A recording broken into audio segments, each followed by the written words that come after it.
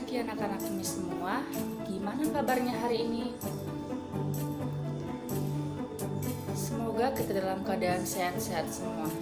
Baiklah, kita mulai pembelajaran kita pagi hari ini dengan materi baru, yaitu teks cerita sejarah.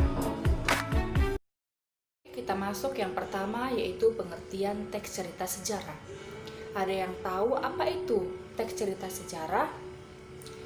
Teks cerita sejarah adalah teks yang menjelaskan dan menceritakan tentang fakta dan kejadian masa lalu yang menjadi latar belakang terjadinya suatu yang mempunyai nilai sejarah. Nah, maksudnya di sini adalah suatu cerita-cerita sejarah atau kejadian masa lalu itu dijadikan sebuah teks. Maka itulah yang disebut sebagai teks cerita sejarah. Kita ambil contohnya cerita sejarah Indonesia. Nah, itu suatu kejadian masa lalu yang telah terjadi dan itu adalah sebuah fakta. Nah, kita buat ke dalam bentuk teks, maka itu disebut dengan teks cerita sejarah. Yang kedua, kita mempelajari mengenai ciri-ciri teks cerita sejarah. Nah, apa sih ciri-ciri teks cerita sejarah tersebut? Yang pertama, disajikan secara kronologis atau urutan peristiwa atau urutan kejadian. Maksudnya gimana?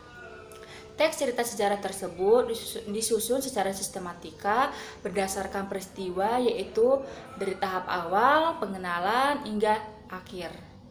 Nah, yang kedua, bentuk teks tersebut yaitu teks cerita sejarah atau rekon.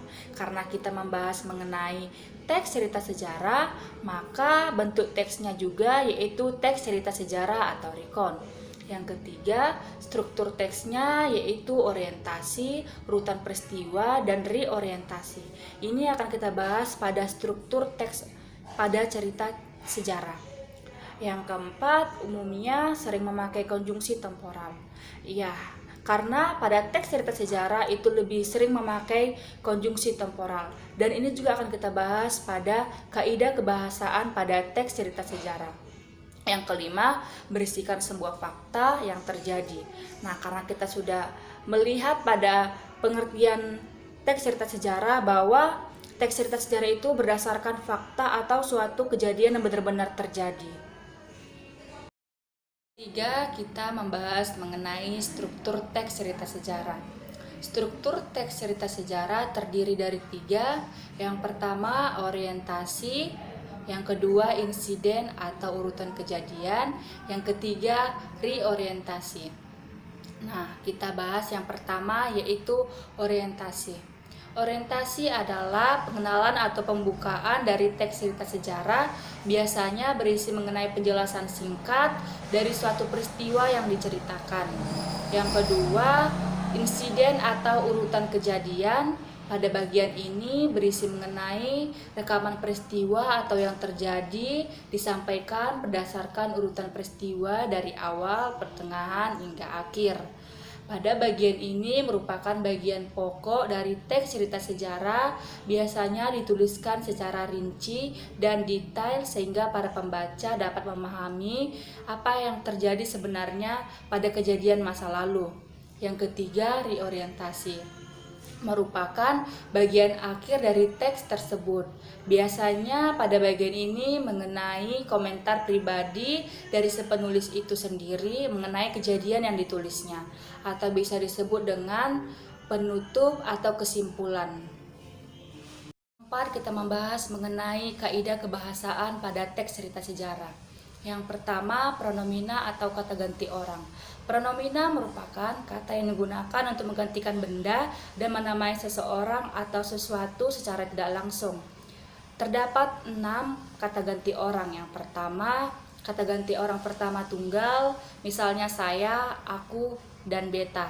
Yang kedua, kata ganti orang pertama jamak, misalnya kami dan kita. Yang ketiga, kata ganti orang kedua tunggal, misalnya kamu, engkau, kau, dan anda.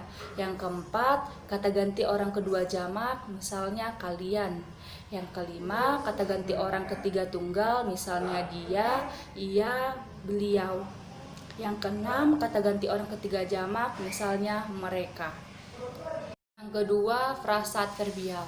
Frasa adverbial merupakan kata yang menunjukkan kejadian atau peristiwa, waktu, dan tempat. Ini disebut sebagai keterangan. Contoh, ayahku berangkat ke Jakarta kemarin sore. Yang digarisbawahi adalah kata kemarin sore, itu merupakan keterangan waktu. 3. Verba material. Verba material adalah kata yang digunakan untuk menunjukkan suatu aktivitas yang menggunakan fisik dalam melakukannya. Misalnya membaca, melempar, mendorong, dan lainnya. Kita ambil contoh di sini, yaitu batin mereka terpanggil membantu dan menyelamatkan jiwa-jiwa muda yang rawan bahaya. Yang kita garis bawahi di sini merupakan kata membantu dan menyelamatkan. Keempat adalah konjungsi temporal atau kata sambung waktu, berguna untuk menata urutan-urutan peristiwa yang diceritakan. Teks cerita sejarah banyak memanfaatkan atau memakai konjungsi atau kata penghubung temporal. Contohnya yaitu kemudian, setelah, lalu, dan lainnya. Kita ambil contoh yaitu Dina mengumpulkan data dengan cara observasi, kemudian mengolah data tersebut untuk membuktikan hipotesa penelitiannya. Nah, yang digarisbawahi yaitu kata kemudian. Yang kelima, kalimat bermasa lampau. Dalam cerita sejarah terdapat fitur-fitur kebahasaan yang menjadi kekhasannya. Salah satu diantaranya adalah penggunaan kalimat menyatakan peristiwa pada masa lampau. Contohnya yang pertama, pada waktu itu. Baiklah, sampai di sini pertemuan kita pada pagi hari ini. Kita lanjutkan pada pertemuan selanjutnya. Baiklah, Miss sudah memberikan tugas melalui Google Classroom dan tugasnya dikumpulkan pada hari ini paling lambat jam 4. Sekian dan terima kasih.